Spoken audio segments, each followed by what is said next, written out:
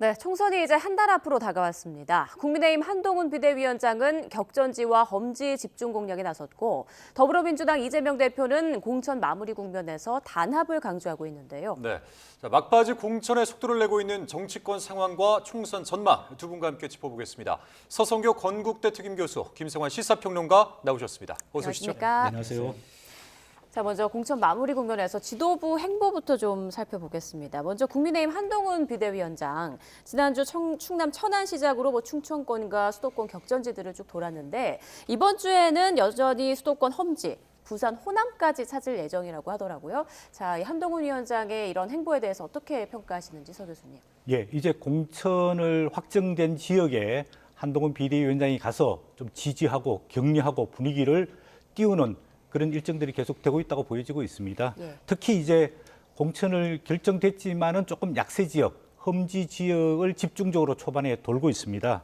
아마 이 지역을 돌고 나면 오늘이 선거일 D-31일인데요. 본격 선거운동이 3월 28일부터 시작됩니다. 그 전까지는 아마 전국을 한 바퀴 돌 것 같고요. 그다음에 이번에 사전 투표가 4월 5일, 6일이거든요. 예. 또 그 단계 2단계로 전국을 또 한 바퀴 돌고 갔고 그다음에 마지막에 4월 10일까지는 좀 경합 지역 예. 한동훈 비대위원장이 12월 말에 취임하고 난 다음부터 한동훈 비대위원장 개인적 인기가 굉장히 높지 않습니까? 지역 가면은 한동훈 위원장 뭐 만나갖고 사진 찍고 또 뭐 악수하고 싶은 사람들이 많기 때문에 전국 254개 지역에 출마한 후보들 입장에 봤을 때는 한동훈 비대위원장이 한번 지역에 와주면은 그만큼 분위기가 쇄신되고 지지자들이 결집을 하게 되거든요. 그런 측면에 봤을 때 아마 한동훈 비대위원장의 일정, 곧 그게 선거에서 가장 중요한 메시지가 되고 있지 않을까 그런 생각이 듭니다. 추가로 오늘 그 한동훈 위원장이 총선 한 달을 앞둔 입장을 내놨는데 혹시 이제 어떻게 보셨는지 궁금합니다. 이 내용을 보면은 이재명 민주당의 폭주를 저지하고 정치 개혁과 민생 정치의 새 장을 열겠다 이렇게 밝혔거든요. 어떻게 들으셨어요? 네, 보통 이제 저희가 선거에는 세 가지 중요한 요소로 구성이 됩니다. 첫 번째는 인물, 즉 국민의 대표자를 어떻게 공천할 것인가. 그 양당이 이제 공천은 거의 마무리에 와 있고요. 두 번째로는 정책입니다. 그런 측면에 봤을 때 한동훈 비대위원장이 정치 개혁, 민생 정치에 집중해서 아마 공약을 많이 낼 것 같습니다. 그래서 국민들이 좀 경제적인 문제, 또 외교안보적인 문제, 복지적인 문제, 뭐 서민, 취업, 일자리 이런 문제에 대해 가지고 지금까지도 많은 공약을 냈지만은 그거를 총정리해서 일목요연하게 공약, 정책 작업을 할 것 같고요. 마지막으로는 가장 중요한 선거 구도입니다. 지금 아무래도 그 윤석열 대통령 2년 차에 치르는 총선이기 때문에 정권이 과연 그동안에 뭘 했느냐 이런 정권 평가와 심판 이게 주가 될 건데 그거에 맞서서 그동안에 야당이 제대로 국정 운영에 협조한 게 뭐가 있느냐 이런 강력한 야당 심판론 이런 야당이 발목 잡기를 해서 결국은 윤석열 정부가 그동안의 국정 운영도 제대로 하지 못하고 제대로 쓰고 싶은 인물들도 쓰지 못했던 것 아니냐 이런 거대 양장 참 야당 폭주 야당을 국민한테 심판해달라 이런 크게 봤을 때 인물과 정책과 구도 이 세 가지를 선거 전략으로 구축을 하고 있는 것 같습니다. 네, 평론가님께서도 한동훈 위원장 이런 행보나 발언에 대해서 하실 말씀이 좀 있으실 것 같아요. 아니요, 앞에서 다 분석하셨으니까요. 예. 제가 뭐 특별히 더 첨언할 건 없는데요. 다시 한번 정리를 하자면 한동훈 얼굴로 선거 치르겠다 이런 전략인 거죠. 윤석열 대통령 얼굴로 선거 치르기는 어려운 선거거든요. 정권 심판론이 그 정도로 높은 상황이기도 하고요. 대통령 뭐 지지율이 그 정도 나오지 않잖아요. 그러니까 윤 대통령이 얼굴로 나서게 되는 선거가 될 경우에는 심판론이 더 강해질 가능성이 있기 때문에 결국은 얼굴을 교체하는 작업을 한 거잖아요. 일종의 간판을 교체한 거죠. 그러니까 지역을 돌아다니는 작업을 하는 거는 그러니까 지금 이 바람이나 여세를 몰아서 결국 이번 선거는 한동훈이라고 하는 새로운 정치인이 떠서 그 정치인의 대망론에 대망론을 업은 투표를 만들겠다. 그러면은 정권 심판론을 희석화하지 않을까라고 하는 기대가 좀 반영되어 있는 것 같고요. 그리고 한동훈 위원장이 민주당 폭주 저지하고 정치개혁과 민생정치 세 장을 열겠다 이렇게 요약하자면 발언을 했더라고요. 예. 그러니까 민주당 폭주 저지하겠다는 게 앞서 말씀하셨던 것처럼 야당 심판론을 제기하는 거라고 볼 수 있거든요.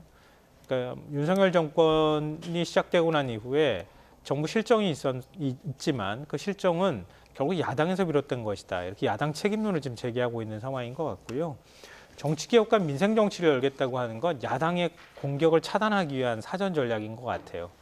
그러니까 지금 국민의힘 공천이 뭐 늙은 공천이다, 뭐 고인물 공천이다 이런 지적을 받고 있잖아요. 그러니까 정치개혁이라고 하는 국민의 기대치에는 미치지 못했다고 하는 지적과 그 공세가 들어올 것을 미리 방어하고 있는 것 같고요.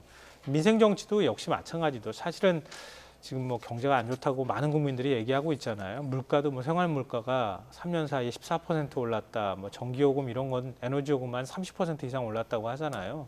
실질 임금은 사실 마이너스 상태거든요. 경제 내수 침체는 굉장히 심각한 양상입니다. 근데 그런 부분에 대해서 야당이 치고 들어올 가능성이 굉장히 높거든요.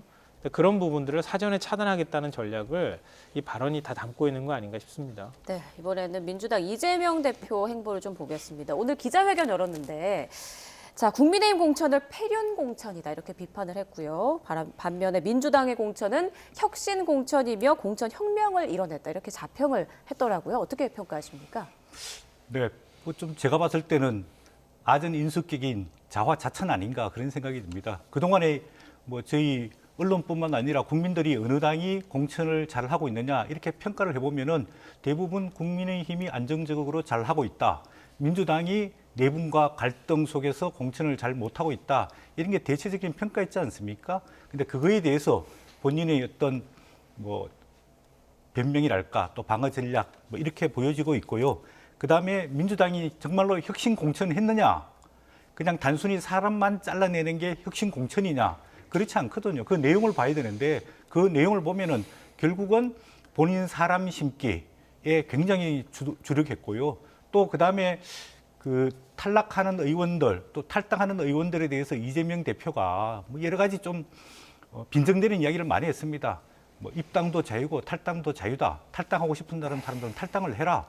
또 뭐 어떤 의원들은 0점을 맞았다. 이런 식으로 상당히 무안을 주고 이래서 결국은 그동안에 탈당한 의원들이 많지 않습니까? 이런 부분을 정무적으로 잘 관리 못한 거에 대해 가지고 조금 본인이 성찰하고 반성하면서 총선을 어떻게 이끌고 나가신가 그래야지 이게 야당 대표로서 큰 정치인이 되는데 그런 점에서 조금 아쉬운 것 아니냐 그런 생각이 들고요. 보면은 국민의힘은 약 한 현역 의원 35% 정도 교체를 했고요. 네. 민주당은 약 한 45% 지금 교체가 됐다라고 이야기하고 있는데 이게 꼭 현역 의원 교체율이 높을수록 선거에서 좋은 결과를 갖고 오느냐 그렇지 않단 말이에요. 예. 21대 때도 보면은 지금 국민의힘 전신인 미래통합당이 44% 혁신을 했어요. 현역 의원 교체를 했는데 선거는 패배했단 말이에요. 그 대신에 민주당은 28% 현역 교체를 했는데 선거에서는 승리했단 말이에요. 그런 측면에 봤을 때 그냥 우리가 말하는 현역 잘라내기, 현역 교체가 많다고 그게 꼭 혁신이냐, 그게 꼭 승리를 담보하는 거냐, 그렇지 않다라고 이야기하고 싶습니다. 혹시 평론가님 보완해 주실 말씀이 있으세요? 아니요, 저는 뭐 근본적인 문제를 얘기하고 싶은데요. 지금 이제 그 국민의힘도 그렇고 민주당도 주류를 교체하는 작업을 해왔다고 생각해요. 그러니까 윤석열 대통령이 사실 정치 경험이 없는데 검찰총장에서 곧바로 대선주자가 되고 대통령 자리까지 올랐잖아요. 그러니까 친윤계라고 사실은 얘기할 만한 정치인이 없었던 거죠. 그러니까 비윤계를 먼저 당에서 축출하는 작업을 한 거 아닙니까? 그 과정에서 굉장히 시끄러운 소리들이 나왔죠. 그리고 사실은 친윤이라고 지금 불리는 의원들은 원래 친윤이 아니라 윤 대통령한테 어찌 보면 충성맹세를 한 거잖아요. 그러니까 대통령이라는 강력한 권력을 가지고 있는 그 대통령이 중심에 서 있는 상황이기 때문에 지금 집권 여당에서는 이미 충성맹세를 한 의원들을 지나치게 만일 무과리를 할 필요가 없는 거죠. 거기에 대통령의 최측근 참모라고 불리는 비서관이나 수석급들만 집어넣는다 하더라도 얼마든지 이른바 윤석열당을 만들 수 있는 조건과 환경이 되어 있는데요. 민주당의 경우에는 대선 패배도 있었던 데다가 그동안에 친노 친문이라고 하는 주류 세력이 쭉 꾸준히 유지해왔던 거예요. 그러니까 21대 민주당이 물갈이가 적었던 이유는 그 주류 세력 교체를 굳이 할 필요가 없었기 때문이기도 하거든요. 왜냐하면 문재인 대통령이 현직 대통령으로 있었던 시절이었으니까요. 근데 지금은 상황이 달라졌잖아요. 그러니까 주류를 교체하는 과정에서 대통령 같은 강력한 힘을 가지고 있는 중심이 없기 때문에 결국은 야당은 좀 더 물갈이하는 과정에서 주류를 교체하는 과정에서 시끄러운 소리가 날 수밖에 없었다. 그런 본질적인 어떤 차이가 있다고 하는 점을 우리가 참고해야 되지 않을까 싶습니다. 예. 각 당의 공천 내용도 한번 점검을 해보겠습니다. 자, 국민의힘에서는 어제 이 20곳의 경선 결과를 발표를 했는데 그렇게 해서 이제 현재 지역구 133곳의 후보가 결정이 된 상황입니다. 근데 이 결과를 보면은 네, 233곳. 233곳의 후보가 결정된 상황인데 이 결과를 보면은 친윤계가 대부분 살아남았다 이런 분석이 좀 있는 것 같아요.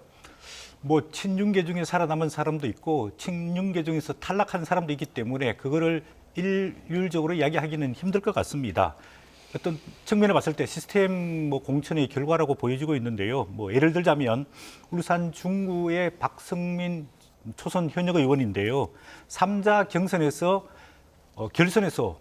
결선 가지 않고 경선에서 50% 이상 득표를 했단 말이에요. 예. 그러면 그동안 지역구 관리를 잘했고 지역에서 지지를 많이 받았던 것 아닌가 그런 생각이 들고, 두 번째 조금 전에 이제 사진이 나왔는데 서울 강동갑에서 전주의 비례대표 의원이죠. 그다음에 윤희석 선임 대변인 두 사람 간의 치열한 경선에서 전주의 현 비례대표 의원이 이겼단 말이에요. 아무래도 전주의 의원이 지역에 들어가서 일찍 동안 조직 작업을 많이 했기 때문에 윤희석 그 대변인이 뭐 국민적 인지도는 좀 있지만은 그거를 꺾고 이겼다 이렇게 볼 수 있고요. 예. 그다음에 인천 연수을에서는 김기형 대통령실 부대변인을 했죠. 민현주 전 의원을 꺾고 승리를 했습니다. 반면에 천안을 경선에서는 농림수산식품부 장관을 지냈던 정황건 전 장관이 경선에서 탈락했습니다. 그리고 또 서울 중성동을에서 3자간 경선이 있었던 예. 지역에서 이영 중소기업 벤처부 장관이 탈락했습니다. 이 두 장관이 경선에서 탈락한다는 것은 굉장히 큰 이변이거든요. 그런 측면에서 친윤 일방적인 경선 승리 또는 공천이다. 그렇게 보기는 좀 어려운 것 아니냐 그런 생각이 듭니다. 네, 추가 질문 좀 짧게 드릴게요. 중성동 을에 이제 하태경 의원과 이해운 전 의원이 이제 맞붙게 됐는데요. 이 경쟁은 좀 어떻게 보십니까? 어떻게 예상하세요? 예, 경쟁이 치열하다고 보여지는데요. 이제 이해훈 전 의원은 서울에서 3선 지역구 의원을 했던 사람이고요. 하태경 의원은 부산에서 3선 의원을 했습니다. 제가 알기로는 이해훈 전 의원이 지역에 들어가서 굉장히 열심히 조직화 운동, 선거 운동을 많이 했던 걸로 알려지고 있고요. 반면에 하태경 의원은 지역구를 서울로 옮기면서 종로로 갈 것인가, 다른 지역으로 갈 것인가 고민을 많이 하다가 결국은 중성동을에 이제 안착을 해가지고 경선을 치르는데요. 제가 봤을 때는 용호상박이지 않을까 그런 생각이 들고, 가장 큰 변수는 3등으로 탈락한 이영 전 장관이 누구를 지지할 거냐. 그 다음에 전 국회의원을 지내던 지상욱 전 의원이 누구를 지지할 거냐. 이런 게 큰 관건이라고 보여지고, 만약에 이해훈 전 의원이 승리할 경우에는 중성동 갑에 우리가 잘 알고 있는 윤희숙 전 의원, 그다음에 성동을의 이해훈 의원, 두 여성 의원들이 지역에서 공천을 받게 되고, 또 민주당에서 전현희 전 장관이 공천받았기 때문에 여성들 간의 경합이 굉장히 크게 이루어질 수 있지 않을까 그런 생각이 듭니다. 네, 우리 서 교수님께서 경합 지역에 대해서 조금 대체적으로 짚어주셨는데, 자, 이 국민의힘 공천이 마무리를 향해 가는 상황입니다. 현역 의원 교체율이 현재 한 34% 정도로 드러나고 있는데, 그런데 내부에서조차 공천 쇄신이라고 하기에는 좀 부족한 게 아니냐 이런 목소리가 좀 나오고 있습니다.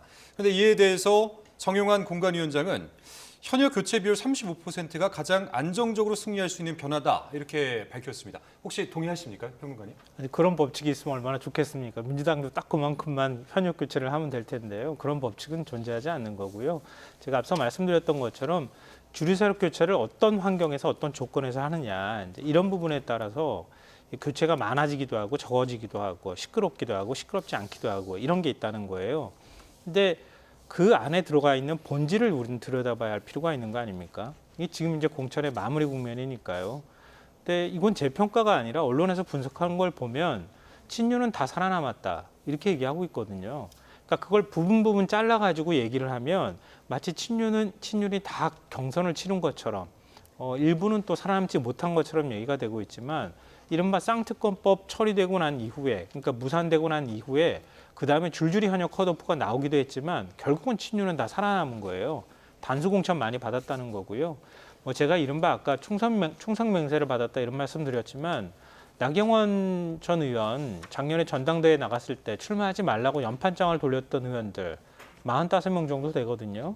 그러니까 그 45명 된 의원들이 전부 다 살아남았습니다. 그 연판장에 이름을 올리지 않은 의원들은 대체적으로 컷오프가 되거나 아니면 경선에서 지는 현상이 나타난 거를 이걸 과연 우연일치로 볼 것이냐 이런 거예요. 그러니까 정리를 하자면 이런 거예요. 국민의힘은 이미 사실은 주류교체가 어느 정도 된 이후인 거고요. 된 상태에서 밉보인 사람과 밉보이지 않는 사람을 골라내는 과정이었다. 공천을. 이렇게 볼 수 있고 민주당의 경우에는 주류교체를 하지만 하는 과정에서 중심이 없는 상태에서 주류교체를 하니까 결국 굉장히 큰 잡음이 생겼잖아요. 그러니까 거꾸로 얘기하면 잡음을 의식할 수밖에 없는 상태에서 공천을 하니까 교체를 더 하고 싶어도 못한 꼴이 되어버렸다. 이걸 뭐 국민들께서 쇄신이라고 평가하기에는 부족하다 이렇게 말씀하실 수 있겠지만 어찌됐든 현재 있는 현역들을 바꾸는 작업을 했다고 하는 쇄신의 측면에서 보면 민주당이 더 쇄신에 근접한 공천을 했다고 저는 생각합니다. 예. 자, 민주당 공천에 대해서 점수를 매긴다면 몇 점 정도 주실 수 있을까요? 이거 굉장히 힘든 작업인 것 같은데요.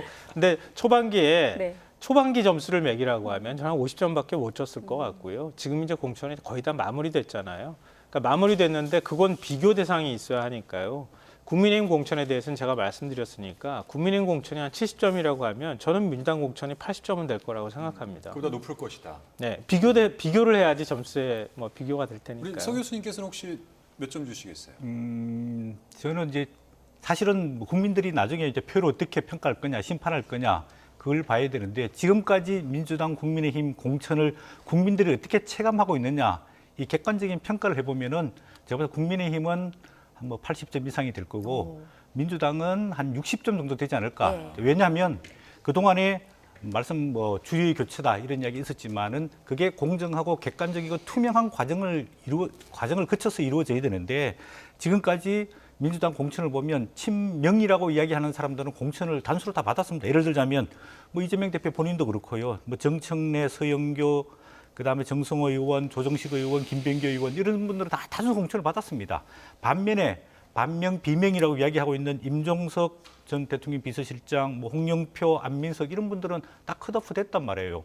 이게 객관적이고 공정하고 투명한 점수에서 이렇게 됐느냐 굉장히 많은 의혹을 갖고 있었지 않습니까? 그런 측면에서 너무 자기 사람 심는 게 심했고 그다음에 두 번째 이런 분들에 대한 이재명 대표의 정부적인 관리 또 무마해가 당 통합을 위한 노력 이런 것들이 상당히 부족했다 그렇게 네. 평가할 수 있겠습니다. 예. 자, 최근에 이재명 대표의 제안으로 복당한 이현주 의원 이야기를 한번 해보면 좋을 것 같은데 3인 경선 끝에 결국엔 공천장을 따냈습니다. 근데 본선 경쟁력은 어떨 거라고 파악하고 계십니까? 그 예상하기는 쉽지 않은데요. 저는 경쟁력이 어느 정도 있을 거라고 있을 생각해요. 것이다. 왜냐하면 3인 경선을 통해서 이 정도 지금 민주당이 복당한 지 얼마 안 된 상황이지 않습니까? 그리고 당내에서 친문 의원들 현역이나 친문계가 반발한다고 하는 얘기를 들었는데도 불구하고 3인 경선까지 가서 특히 친명계 원외 인사가 이번에 같이 경쟁을 붙었단 말이에요. 경쟁에서 그 인사도 꺾을 만큼의 경쟁력을 보여줬다고 하는 건 예. 일단 당원들의 지지를 받을 만한 여건이 돼 있는 상황이다. 이렇게 보는 게 맞을 것 같고요. 또 당원들한테만 선택받은 게 아니라 일반 여론도 50%가 있단 말이에요. 또 이 지역이 상대적으로 굉장히 젊은 층이 많은 살고 있는 지역이기 때문에 기존의 어떤 민주당의 지지세나 이런 것들로 보고 또 이탄희 의원의 지역구이기도 했거든요.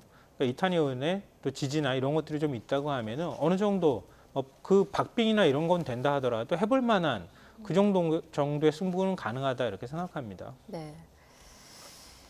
자, 한편 이제 거대 여야의 지역구 공천이 마무리 수순을 밟으면서 공천 탈락 의원들의 추가 탈당 여부도 지금 관심인데요. 이 부분에 대해서는 어떻게 예상하십니까? 근데 거의 다 마무리됐기 때문에 예. 추가 탈당이라고 얘기할 거는 별로 없을 것 같아요. 제가 보니까 이미 탈당을 했거나 지금 무소속으로 나가 있는 의원들 이런 의원들이 과연 뭐 새로운 미래나 아니면은 개혁신당 쪽으로 옮겨갈 거냐 말 거냐 이런 네. 차이가 있는 것 같아요. 근데 생각보다 그렇게 움직일 의원들이 많지 않을 것 같습니다. 왜냐하면 움직일 거라면 벌써 움직였을 거예요. 네. 그만큼 우리 당으로 알아 이런 구애도 많았지 않았겠습니까? 근데 이런 상황이라고 한다면 결국은 나중에 다시 당에 들어갈 거를 감안한다거나 이런 것들이 있기 때문에 또 당선 가능성도 있단 말이에요. 무소속으로 차라리 출마하는 게 나한테도 유리하다 이런 판단을 하고 있는 것 같습니다. 근데 그런 면에서는 더 추가로 움직일 의원들은 별로 없을 것 같다라고 생각합니다. 예. 자, 이낙연 새로운미래 대표 오늘 광주 광산을 출마를 선언을 했는데 이 광주 내에서 여러 지역을 놓고 결국에는 광산을을 선택을 한 겁니다. 선택 배경은 뭐가 있다고 보십니까? 예, 뭐 선택 배경보다 먼저 이낙연 새로운미래 대표가 좀 타이밍을 놓친 것 아니냐. 이게 우리가 새가 달았을 때 쳐야 된다는 말이 있는데 새로운 미래에 대한 기대감이 초반에 좀 있었단 말이에요. 이럴 때 이낙연 대표가 과감하게 광주에 출마 선언하고 했으면은 이 이재명 뭐 민주당 지지자들이 상당 부분 결집할 수 있었는데 이제 조국 신당이 생기고 나니까 조국 신당으로 많이 이탈을 가고 있단 말이에요. 그런 측면에 봤을 때 조금 만시지탄 타이밍을 놓친 것 아닌가 그런 생각이 듭니다. 광주는 지역구가 총 8개입니다. 지금까지 민주당에서 공천 7명 했는데요. 그중에 유일하게 민형배 의원만 재공천을 받고 예. 나머지들은 경선에서 다 탈락했습니다. 그런 측면에 봤을 때 아마 이낙연 대표가 민주당을 심판해야 되겠다.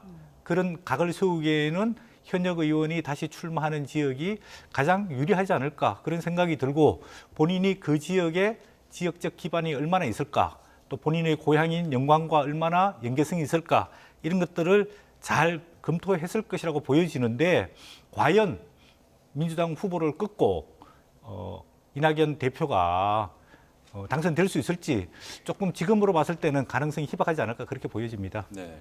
자, 평론가님, 사실 이제 이낙연 새로운미래 대표의 정치적 기반이 이제 전남 지역이잖아요. 네. 그런데 이곳은 또 민주당이 텃밭이기도 하고 이곳에 이제 도전장을 냈습니다. 어떻게 전망을 하십니까 앞으로? 말씀하신 것처럼 1대1 구도를 만드는 게 목표일 거예요. 그러니까 지금 민영배 의원이 유일하게 현역으로 공천을 현재까지로는 받은 의원이기도 하고요. 친명계로 분류가 되잖아요. 그러니까 이낙연 대표가 이재명의 대리인하고 싸우겠다 이렇게 나갈 가능성이 있어 보이고요. 예. 그리고 현재 어떤 지역 상황을 저는 사실 그 지역에 있는 언론보다 모르기 때문에 저도 좀 찾아봤어요. 찾아보니까 새로운 미래에 결합한 나름의 지역 유력 인사라고 하는 인사들이 이 지역에 상당히 많이 있다고 합니다. 그러니까 기본적으로 조직세가 어느 정도 있을 수 있는 지역이기도 하고요. 예. 고향인 영광 또 자신이 사선을 했던 영광 한평 이런 지역하고 되게 가깝게 붙어 있어요. 광산구가. 그러니까 그런 점에서도 좀 유리한 측면이 있지 않겠느냐. 그래서 그동안에 여러 지역구를 고르고 골라가지고 결국 광산구 쪽으로 고른 거 아니냐 이런 분석을 하고 있더라고요. 근데 뭐 사실은 이 민주당 같은 경우에 지금 전남에서 약간 유보층들이 생겨났거든요. 좀 실망한 그 지지자들이 좀 있는 상황이기도 하고요. 또 경선 과정에서 피로감들이 좀 있었을 거예요. 경선들 광주에서도 지금 6군데나 좀 붙은 상황이란 말이에요. 그 과정에서 굉장히 경선이 치열했을 게 있기 때문에 거기에 대한 유권자들의 피로감 또 좀 실망감 같은 것들이 있을 테니까 그 틈을 좀 비집고 들어가겠다 이런 전략을 갖고 있는 것 같습니다. 네, 이제 마지막 질문이 될 것 같은데요. 조국 혁신당이 이제 존재감을 드러내고 있는데 앞으로 선거에서 어떻게 좀 성과를 전망하시는지 두 분 모두 말씀 좀 짧게 듣고 마무리해야 될 것 같습니다. 예, 뭐 조국 혁신당은 비례대표 전문당으로 갈 가능성이 높고요. 우리가 소위 말하는 교차 투표, 뭐 영어로 죄송한데 스플릿 보팅이라고 합니다. 지역은 민주당을 찍고 비례대표는 뭐 조국 혁신당, 예. 혁신당을 찍을 가능성이 상당히 높다고 보여집니다. 지금 뭐 여론조사상으로도 그렇게 많이 드러나 있고요. 그다음에 21대 총선을 보면 지역에서 민주당을 찍고 그다음에 비례대표에서 더불어시민당을 찍었던 그 차이가 17%가 차이 나거든요. 그런 측면에 봤을 때 지역은 민주당 찍지만은 비례대표는 더불어시민당, 조국혁신당, 정의당 이렇게 좀 분산되지 않을까 그렇게 예상해 보고 있습니다. 예. 이번 선거의 가장 큰 돌풍이라고 해야 될까요? 변수는 조국혁신당이 돼버린 것 같은 그런 상황인데요. 그동안에 민주당의 뭐 공천 잡음이나 이런 데 피로감이 생겼기 때문에 국민들이 이번 선거가 윤석열 정권 심판론이라는 생각을 별로 못했거든요. 그걸 확 각성하게 해주는 효과를 가지고 왔다. 그리고 민주당에 실망한 일부 층들이 조국혁신당으로 옮겨가는 현상도 있고요. 일부 중도층이나 이런 층에서도 윤석열 정부에 대한 좀 부정적인 의견을 갖고 있는 층이 적지 않단 말이에요. 그럴 때 조국혁신당이라고 하는 선명한 어떤 구호를 내세우는 정당이 정권 심판을 제가 하겠습니다. 그랬을 때 기대감을 만들 수 있는 측면이 있다. 그러니까 나중에 투표를 끌어올리는 역할을 어느 정도만 한다면 민주당에 실망한 유권자들이 조국혁신당으로 옮겨가면서 말씀하셨던 것처럼 교차 투표가 된다면 민주당의 전반적인 득표율을 끌어올리는 역할을 또 할 수 있겠다 이런 생각이 듭니다. 네, 앞서 서 교수님께서 여론조사 관련해서 좀 말씀을 해주셨는데 부연 설명을 좀 해주실 수 있을까요? 출처가 어디신지 지금 여러 군데서 이야기하고 엠브레인 조사도 있고요. 네. 지난주 이제 갤럽 조사도 보면은 비례정당에 어디에 투표를 하겠느냐 이래 나오는데 비례정당 투표를 보면은 국민의 미래가 제일 많습니다. 37%, 더불어민주연합 25%, 조국혁신당 15%. 네. 쉽게 말해서 국민의 당 지지자들은 국민의 미래를 대부분 많이 찍고요. 그다음에 지역에서 민주당을 찍는 유권자들은 더불어민주연합과 조국혁신당 또 정의당 이렇게 분산될 가능성이 현재 여론조사에서 드러나고 있습니다. 네, 자세한 사항은 중앙선거 여론조사심의위원회 홈페이지를 참고하시면 되겠습니다. 자, 서성교 건국대 특임교수 김성환 시사평론가와 함께 총선 상황 짚어봤습니다. 두 분 고맙습니다. 고맙습니다.